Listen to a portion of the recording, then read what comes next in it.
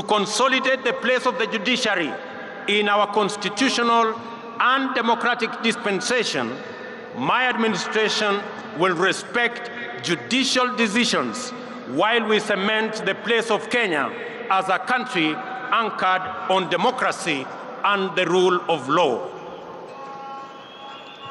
Our campaign for financial independence of the judiciary has paid off with the implementation of the Judiciary Fund on July 1 this year. My administration will scale up the budgetary allocation to the judiciary by an additional 3 billion shillings annually for the next 5 years. These resources will support the bottom-up scaling of justice by increasing the number of small claims courts from the current 25 to 100.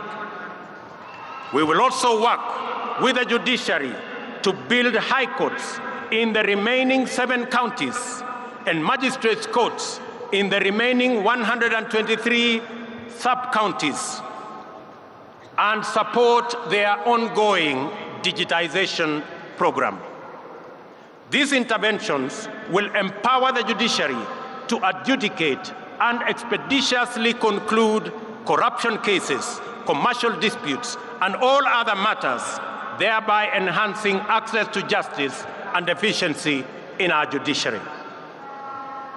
To further demonstrate my commitment to the independence of the judiciary, this afternoon I will appoint the 6 judges already nominated for appointment to the Court of Appeal, which was done 3 years ago by the Judicial Service Commission.